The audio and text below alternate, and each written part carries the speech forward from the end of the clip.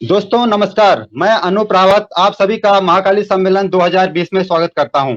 प्रसिद्ध कालिका मंदिर बिरुखाल ब्लॉक से लगभग 20 किलोमीटर दूर और स्यालदे ब्लॉक से 30 किलोमीटर दूर गढ़वाल और अल्मोड़ा के सीमांत बॉर्डर पे स्थित है। मंदिर में पूजा अर्चना की जिम्मेदारी बडियारी वंशज गढ़वाल और अल्मोड़ा को दी गई थी, जो कि आज भी सनातन रूप से इसका निर्वहन कर रहे हैं। मंदिर वर्ष भर श्रद्धालुओं के लिए खुला रहता है और प्रत्येक 3 साल में यहाँ पे एक भव्य मेला होता है, जिसे हम स्थानीय भाषा में जतोड़ा भी कहते हैं। तो दोस्तों, ये तो था मंदिर का बैकग्राउंड और अब आपको मिलवाते हैं आज के हमारे खास मेहमान और एक ऐसी शख्सियत से जो कि उत्तराखंड के लिए दिल से कुछ करना चाहते हैं और नए उभरते हुए उत्तराखंड की नींव रख रहे हैं। अपनी संस्कृति, भाषा और खास तौर से उत्तराखंड में एंटरप्रेन्योरशिप के लिए बहुत कुछ कर रहे हैं। तो दोस्तों, स्वागत कीजिए उत्तराखंड के युवाओं के धड़कन और ओहो रेडियो के फाउंडर श्री आरजे काबज जी का। काबज जी, महाकाली सम्मेलन 2020 में आपका स्वागत।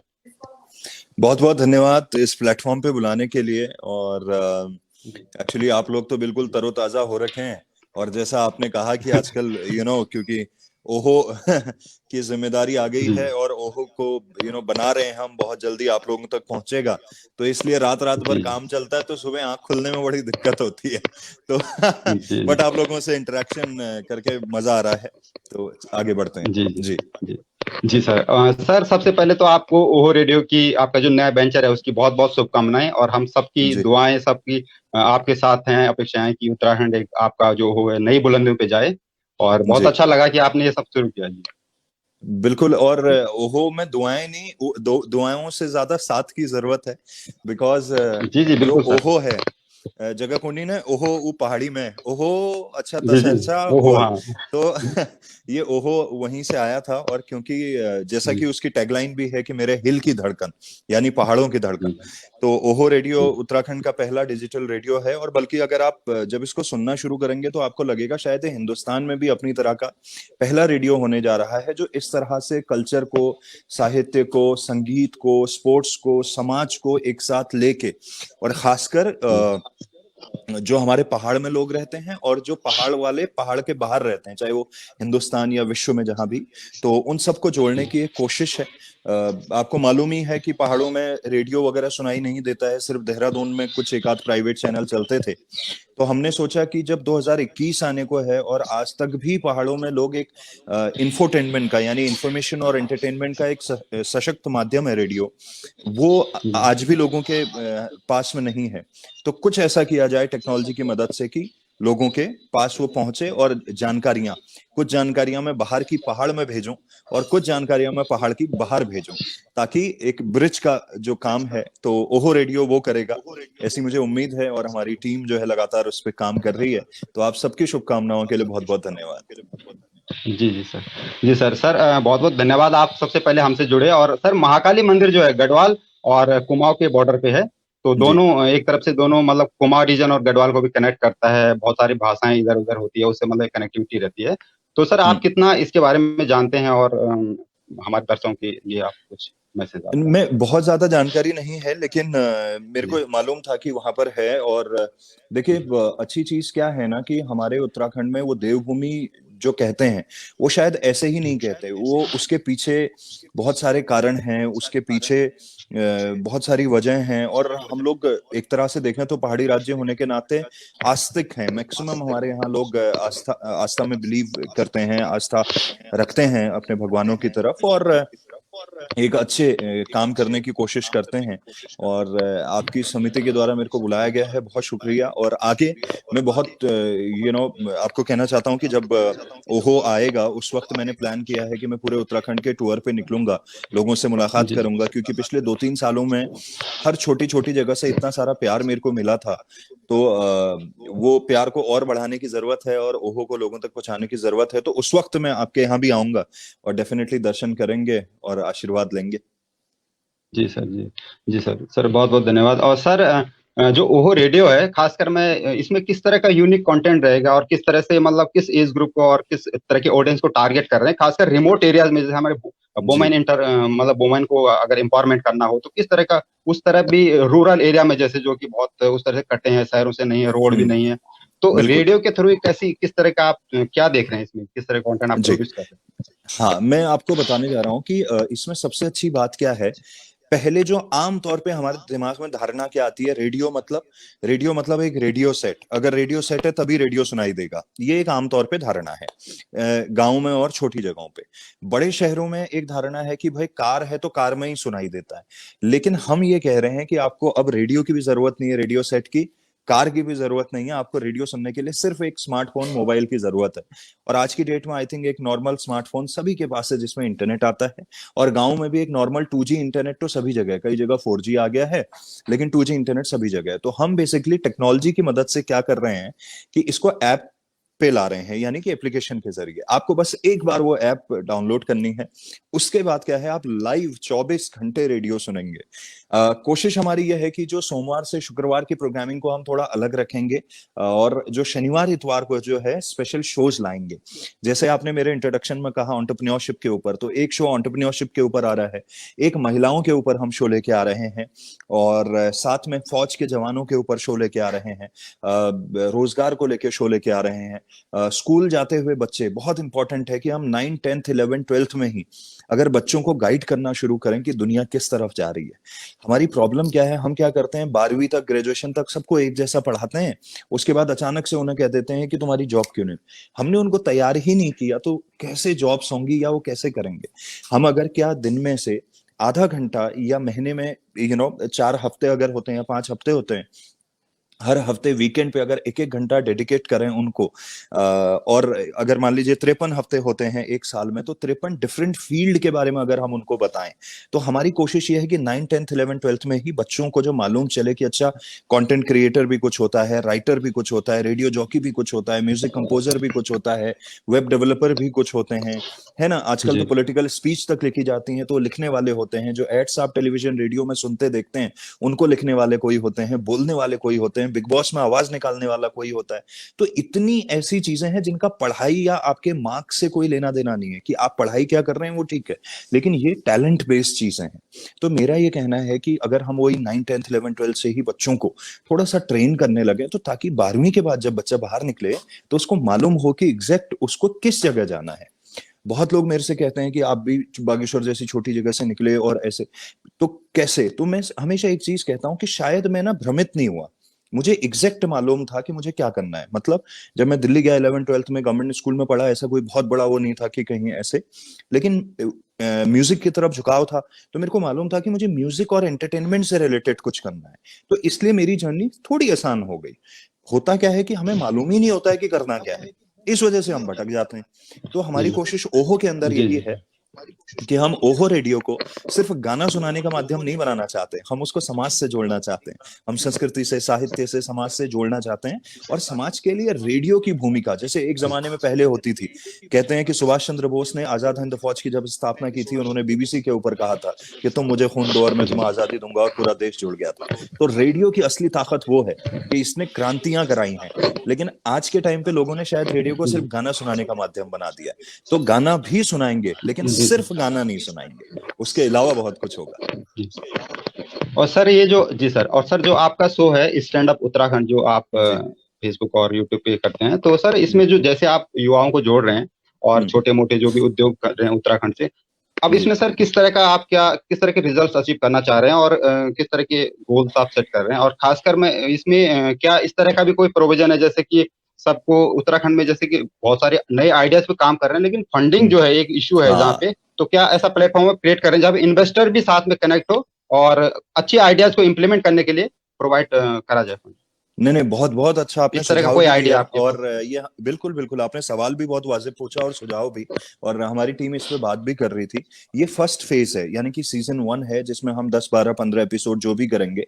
सेकंड सीजन में हमारी कोशिश यही है कि इनोवेटिव आइडियाज अगर आप ला रहे हैं, कई बार क्या होता है ना, आदमी सोचता है कि यार 50 लाख 1 करोड़ से नीचे बात नहीं होती, ऐसा नहीं है। कई बार एक छोटा सा आइडिया, बहुत निम्न स्तर का आइडिया भी बहुत वंडर कर जाता है। आप देखिए हमारे पहाड़ों में कितनी जगह पे जो हम धारा कहते हैं, वो बह रहा होता है, 24 घंटे पानी आता है और एकदम साफ शुद्ध पानी आता है। राइट। कितना अच्छा हो अगर हम किसी तरह से उसको बॉटल पैक करके उन लोगों तक पहुंचा दें जहां पर पानी की कमी है, या कमी से ज्यादा मैं ये कहूंगा कि अगर उसके लिए एक मार्केट ढूंढा जाए। है ना। तो इस तरह का आगे जो सेकंड फेज है उसमें कोशिश यही होगी स्टैंड अप उत्तराखंड के अंदर कि अगर आप एक इनोवेटिव आइडिया लेके आ रहे हैं तो हम इन्वेस्टर्स को जोड़ेंगे, और अगर इन्वेस्टर न भी हो सकता है कल को ओहो रेडियो भी आगे आके अगर वो हमारी कैपेसिटी में होगा कि हाँ चलिए इस ब्रैकेट में है, मतलब इस 1000 से इस 1000 के बीच में है। कई बार होता है, मान लीजिए किसी को अपना पार्लर खोलना है, किसी को हो सकता है अपना सैलून खोलना है, जिसके लिए बहुत ज्यादा रिक्वायरमेंट नहीं होती, 20-25-30 हजार में खोला जा सकता है। तो हो सकता है कल को ओहो ही आपको उस चीज के लिए सपोर्ट करे कि चलिए ये हमारी तरफ से आपके लिए, अगर आप कुछ पहाड़ में अच्छा करना चाह रहे हैं।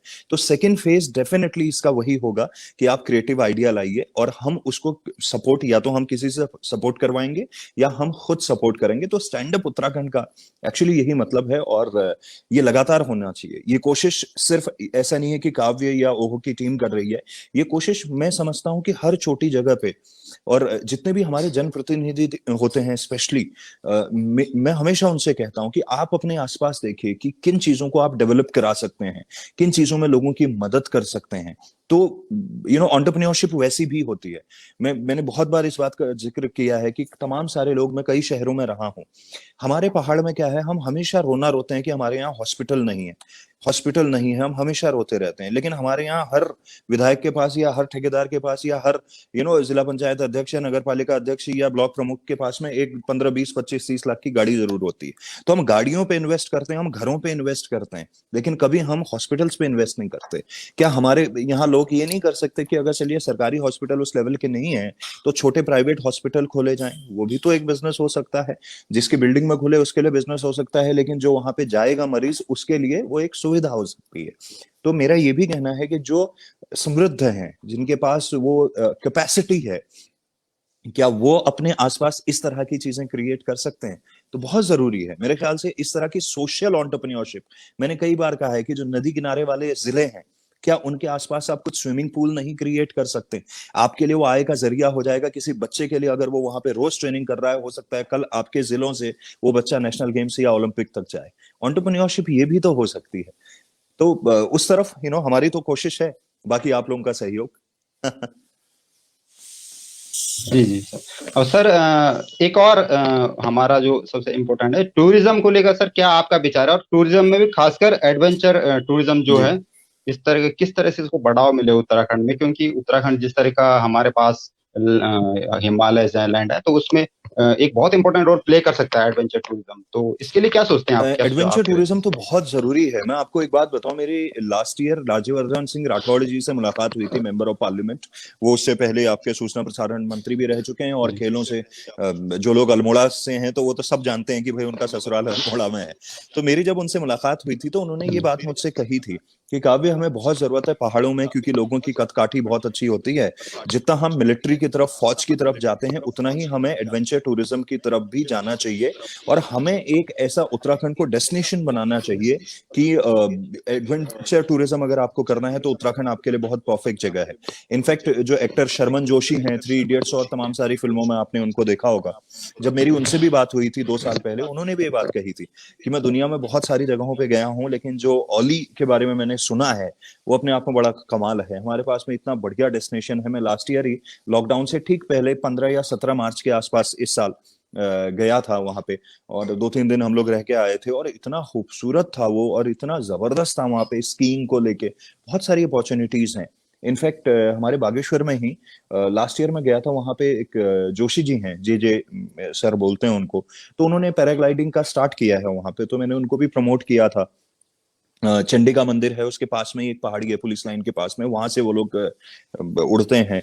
तो संभावनाएं बहुत ज्यादा हैं। और ओहो के अंदर हमारी कोशिश, तो हम कह रहे हैं ना, समाज, साहित्य, संगीत और स्पोर्ट्स, तो जब हम स्पोर्ट्स की बात कर रहे हैं तो वहां पर हमारा डेफिनेटली फोकस है कि एडवेंचर टूरिज्म को हम किस तरह से अपलिफ्ट कर पाए। तो पूरी कोशिश है। और आने वाले टाइम में जब आप ओहो को सुनना स्टार्ट करेंगे और डिजिटल माध्यम से देखना शुरू करेंगे, तो आपको वाकई में लगेगा कि हाँ, काव्य ने उस दिन जो बात करी थी, उनकी टीम उस चीज को लेके काम कर रही है।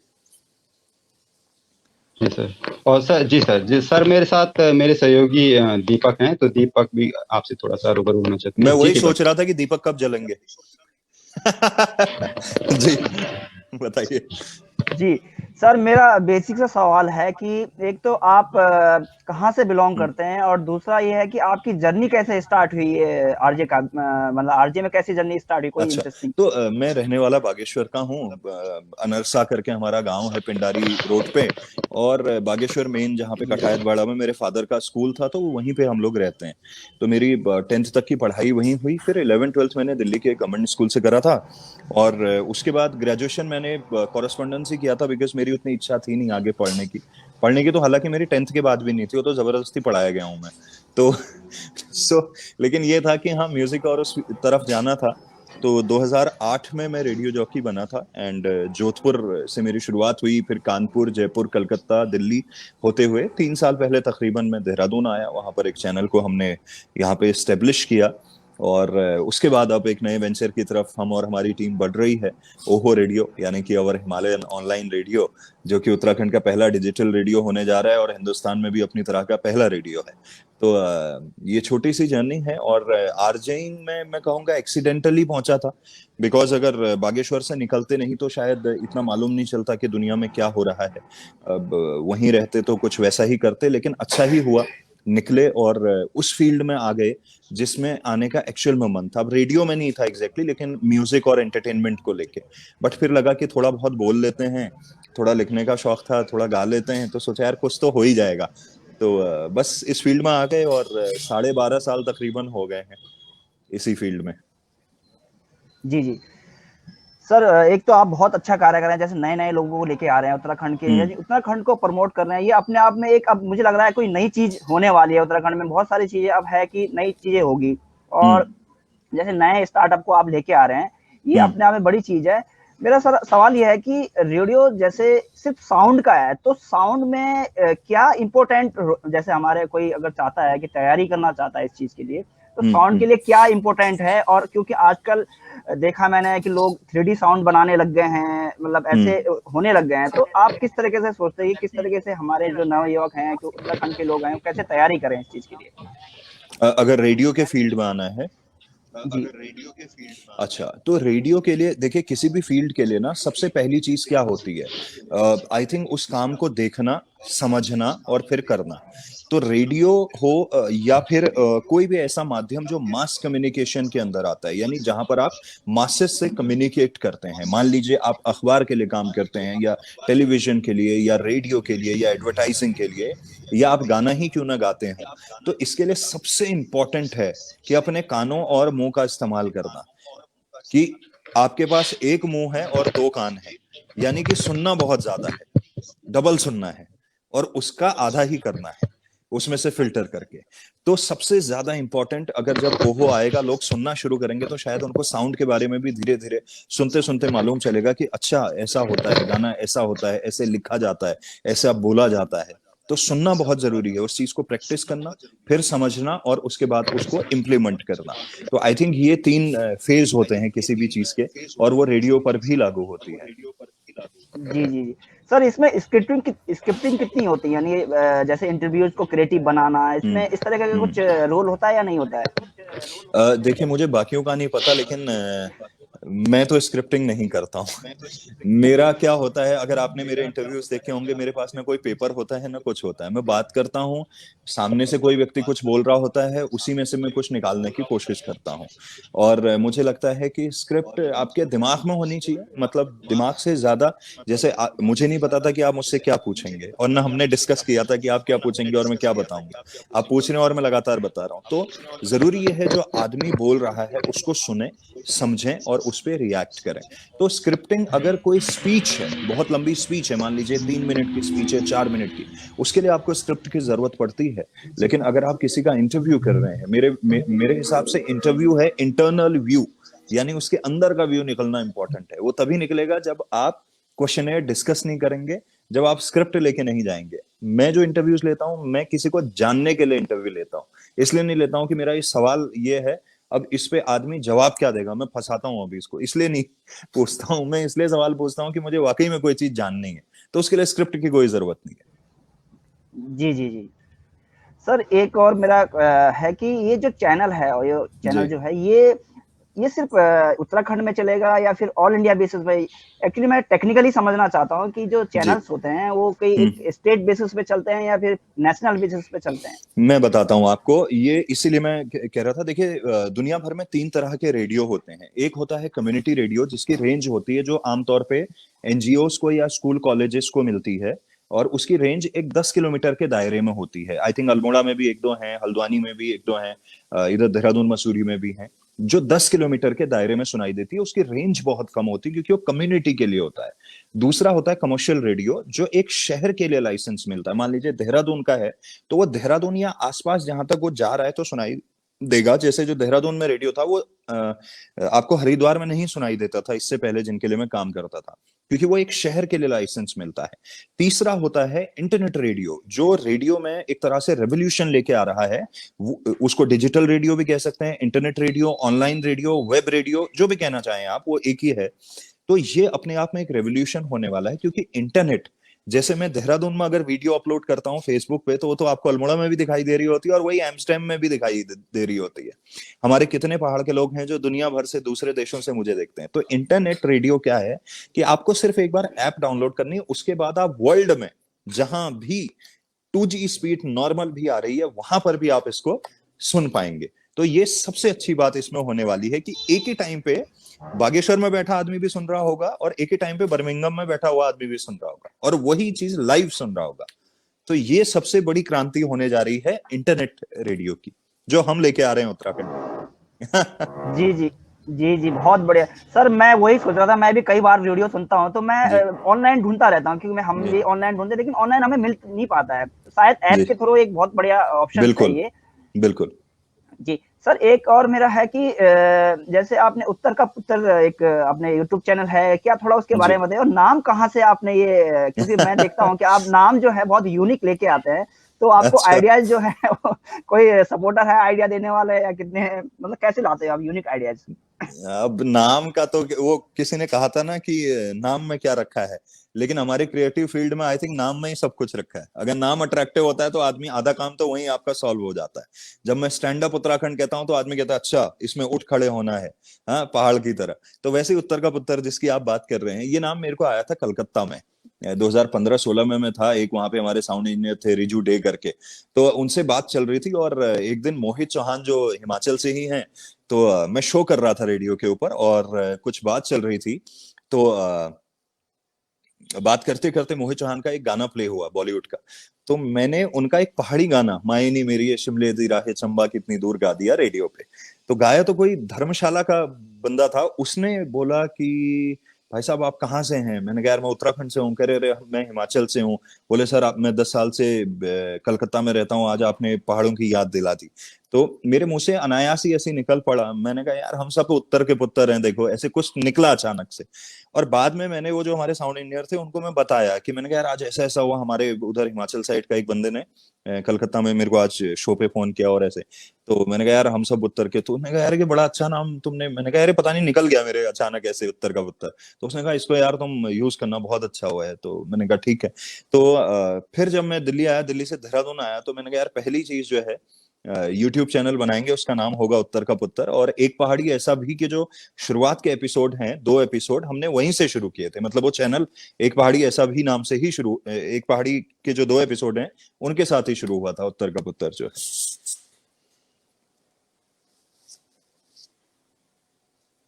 जी सर। सर मैं, मेरा एक है कि हम, जैसे हमारा मंदिर है, मंदिर भी हमारा ना एक मतलब ऊपर चोटी पे, बहुत बढ़िया लोकेशन, बहुत दूर तक दिखाई देता है। तो मैं चाहता हूँ कि आप भी वहाँ पे कभी आएं और उस खूबसूरती के बारे में आप जानें कि वहाँ पे, जैसे एक तो वो दोनों हमारे गढ़वाल और कुमाऊं को मिलाता है, और बहुत सारे लोग यानी 50 से 100 गांव हमारे यहाँ पे जुड़े हुए हैं उस मंदिर से लेके, क्योंकि आस्था है तो 3 साल में एक बार हमारे यहाँ पे जो मेला होता है, उसमें लगभग लाखों की संख्या में लोग आते हैं। तो मैं चाहूंगा कि आप भी कभी वहां पे आके और उस खूबसूरती का नजारा आप भी देखें। नहीं, जरूर कोशिश रहेगी। मैंने कहा है आपसे कि जब ओहो को लेके हम आएंगे उस वक्त पूरी कोशिश रहेगी कि हम वहां पर भी आए, आप लोगों से मुलाकात करें। और होता क्या है कि पहाड़ में जो ये सारी चीजें हैं ना, वो आपको एनर्जाइज करती हैं, शक्तियां देती हैं, वो आपको कहती हैं कि आप आगे बढ़ते चलो। वो एक आशीर्वाद होता है, तो वो अपने आप में बहुत जरूरी है। तो हम पूरी कोशिश करेंगे, हमारी टीम को लेके आएंगे और जी वहां पर पहुंचेंगे आपके सर। पास। जी सर। सर रोजगार को लेके उत्तराखंड में जैसे पलायन की हम्म। अगर बातें करें तो ये रोजगार हम्म। को लेके आप उत्तराखंड को कहाँ तक आप समझते हो कि अब जो लास्ट 5 साल में हम नीचे आए हैं, यानी हम हम्म। अभी भी पलायन जारी है या फिर कहाँ हम पहुंच रहे हैं अभी उत्तराखंड को लेकर? नहीं, देखिए, मैं एक चीज कहता हूँ कि पलायन सभी जगहों से होता है। ऐसा नहीं कि सिर्फ उत्तराखंड में। दिल्ली में रहता था तो दिल्ली में हमारे उत्तराखंड के बहुत सारे लोग रहते हैं, यूपी बिहार के बहुत सारे लोग रहते हैं, बंगाल के बहुत सारे लोग रहते हैं, पंजाब के बहुत सारे लोग रहते हैं। तो अगर आप वैसे देखेंगे तो आई थिंक पूरे हिंदुस्तान से ही पलायन होता है। लेकिन हमारे यहाँ क्या है, थोड़ा सा जो मेन चीज है कि हमारे यहाँ जो मूलभूत सुविधाएं हैं, प्लस हमारे यहाँ करने को थोड़ी कम चीजें होती हैं। क्योंकि आप देखें ना कि इंडस्ट्रीज जो है वो पहाड़ों में नहीं लग सकती, जो रोजगार का एक बहुत बड़ा माध्यम होता है मास लेवल पे। मतलब एक फैक्ट्री खुलती है तो कम से कम 200 लोगों को, 400 लोगों को एक ही जगह पे रोजगार मिल जाता है। लेकिन अब हमें ये फोकस करना है कि चलिए मान लीजिए हमारे यहाँ फैक्ट्रीज नहीं आ सकती, और आनी भी नहीं चाहिए, बिकॉज वो पहाड़ों का चार्म खत्म हो जाएगा। लेकिन इंडिविजुअल लेवल पे क्या हो सकता है? आई थिंक पलायन जो है रोजगार से संबंधित है, क्योंकि रोजगार नहीं है तो इसलिए पलायन सबसे ज्यादा होता है, या सुविधाएं नहीं है तो। मेरा ये कहना है कि अगर हम रोजगार को लेके थोड़ा बहुत इंडिविजुअल लेवल पे करें। कई बार लोग ये पूछते हैं कि आपको क्या लगता है कि क्यों बेरोजगारी, वो मेरे को ये लगता है कि सबसे ज्यादा इसलिए है क्योंकि हमको अवेयरनेस की कमी है कि हम किन चीजों में काम कर सकते हैं। जैसे मैं आपको एक छोटा उदाहरण देता हूं। आप अपने आसपास किसी बच्चे से, कोई 10 बच्चे उठा लीजिए और उनसे पूछेगा कि आपको क्या बनना है। ज्यादातर लोग शायद उसमें से कहेंगे या तो फौज में जाना है या होटल इंडस्ट्री में जाना है। लड़कियां होंगी तो कहेंगी नर्सिंग वगैरह करना है, या लड़के होंगे वो इंजीनियरिंग की तरफ। बहुत कम बच्चे होंगे जिनके मुंह से आप सुनोगे कि मुझे आईएएस बनना है। शायद मालूम भी नहीं होगा कि सिविल सर्विसेज की तरफ जाते कैसे। तो मैं ये कह रहा हूं कि हमारे यहाँ ना बहुत अवेयरनेस की बहुत कमी है छोटी छोटी चीजों को लेके।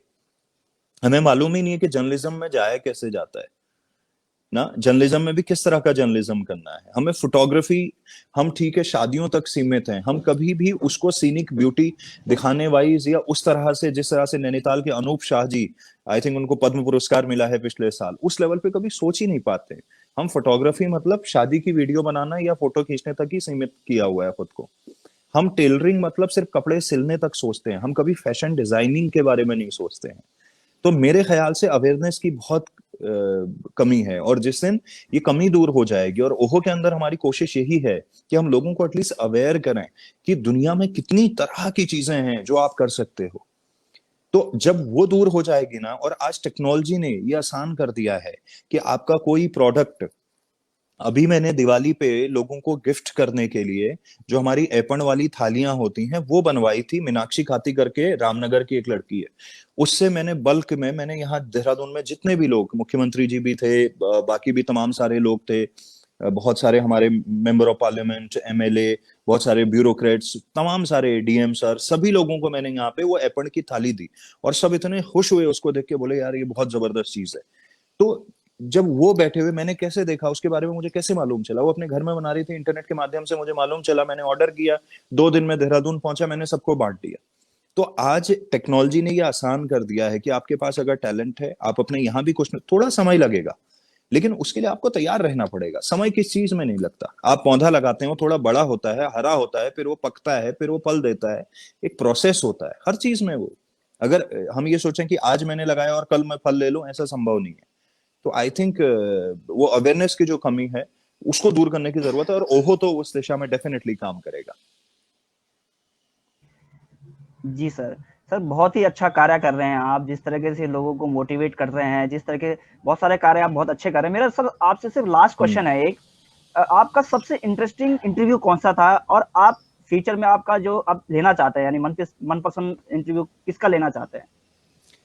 मैंने देखिए जितने भी इंटरव्यूज लिए हैं सभी, अगर वैसे कहूंगा उसमें से ज्यादातर मेरे को पसंद ही हैं ऑब्वियसली, इसीलिए मैंने वो इंटरव्यूज करे हैं।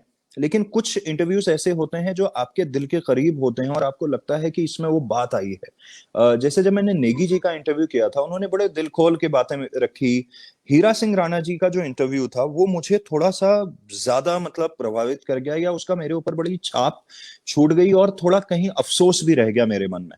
एक्चुअली जब उनका इंटरव्यू मैंने किया था, स्वर्गीय हीरा सिंह राणा जी का, मैं बेंगलोर जा रहा था एक प्रोग्राम के लिए, हमारे उत्तराखंड के लोगों ने मंडाण करके वहां पे किया था, उसको होस्ट करने जा रहा था मैं। और टाइम थोड़ा सा कम था, लेकिन मैंने कहा कि विनोद नगर में वो रहते थे दिल्ली में, मैंने कहा पक्का मिलेंगे। और अपने एक पिथौरागढ़ के ही जगदीश चंद्र जी हैं, उन्होंने कहा कि आप फटाफट हम करेंगे, आपको मैं एयरपोर्ट ड्रॉप कर दूंगा वहां से। मैंने कहा ठीक है। हम उनके घर पहुंचे और वो जहाँ पे रहते हैं, और वो बड़े खुश हुए। उन्होंने कहा काफी अच्छी बात यह है कि यहाँ लोग ज्यादा आते नहीं है मेरे पास, अपने प्रोग्रामों में लोग बुलाते हैं लेकिन घर पे मिलने कोई नहीं आता, तुम आए, ये बड़ी अच्छी बात है। और जब वो इंटरव्यू खत्म हुआ, उन्होंने दिल खोल के बात रखी। और जब वो खत्म हुआ, उनकी इच्छा थी कि कुछ उत्तराखंड की संस्कृति को लेके कुछ डॉक्यूमेंट्रीज बने। उन्होंने मुझे कहा था कि काव्य, अगर तुम कर सको, तुम कर सकते हो ये, अगर तुम करोगे तो हमारी तरफ से भी जो भी सहयोग होगा हम करेंगे। और मेरे मन में था कि मैं करूंगा। उसके बाद एक और इंटरव्यू मैंने, इत्तेफाकन ऐसा हुआ कि हिलमेल करके प्लेटफॉर्म है हमारा एक और, तो उस पे मेरे से रिक्वेस्ट किया गया उनके संपादक द्वारा कि आप ही कीजिए। तो वो सेकेंड इंटरव्यू भी मैंने ही किया उनका, उनके स्वर्गवास से पहले। तो दोबारा मेरे मन में था कि मैंने कहा यार, ये ऊपर वाला मेरे से पता नहीं क्या करवा रहा है, ये 2 इंटरव्यूज लगातार हीरा जी के। और उसके कुछ वक्त बाद उनका स्वर्गवास हो गया। तो मेरे मन में, और मैं ये झूठ नहीं बोल रहा हूँ, मेरे मन में ये बड़ा वो था कि ऐसा कुछ हो कि जब ओहो स्टार्ट हो, तब ओहो का बैकग्राउंड में काम चल रहा था एक्चुअली, मतलब मैंने अनाउंस नहीं किया था, उनके स्वर्गवास से पहले की बात है ये।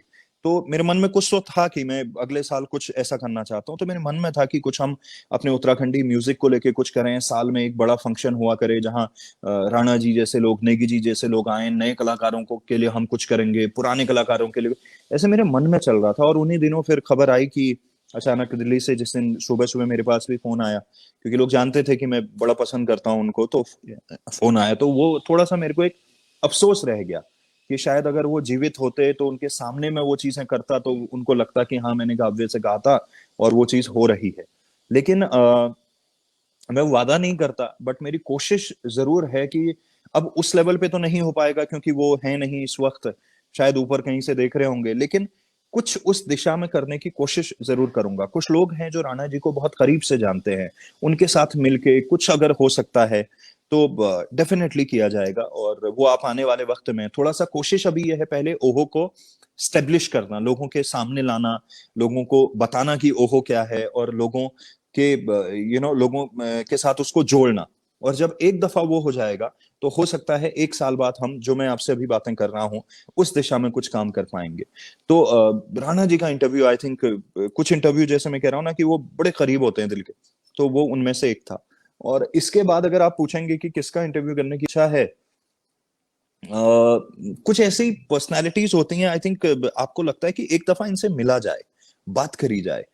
उनमें से आई थिंक अजीत डोभाल जी एक हैं, बिपिन रावत जी हैं, लिस्ट बड़ी लंबी है, योगी आदित्यनाथ जी हैं। और वो भी इसलिए क्योंकि पहाड़ को लेके इनको जो प्रेम है, इसलिए नहीं कि वो बहुत बड़े पॉलिटिकल फिगर हैं या किसी प्रदेश के मुख्यमंत्री हैं, इसलिए नहीं, उनके अंदर पहाड़ बसता है। उनकी टीम में कई लोग हैं जिनको मैं जानता हूं, और वो कहते हैं कि वो उत्तराखंड वालों को बड़ा सपोर्ट करते हैं, और उनके अंदर, वो भले ही उत्तर प्रदेश में रहते हैं लेकिन उत्तराखंड को लेके एक अलग वो है।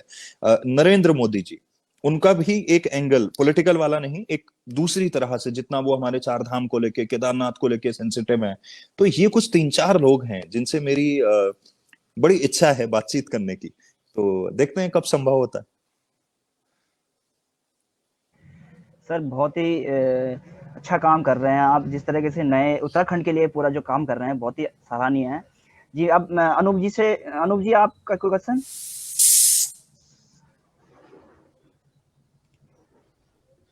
जी सर, बहुत अच्छा आपने कवर किया सारी चीजों को। सर एक मेरा क्वेश्चन ये था कि जैसे उत्तराखंड में आईटी कंपनी का क्या फ्यूचर है, क्योंकि बहुत सारी जैसे एमएनसीज में उत्तराखंड से बहुत लोग हैं, क्रिएटिव काम करते हैं, बहुत सारी क्रिएटिव लीड भी कर रहे हैं बहुत जगह।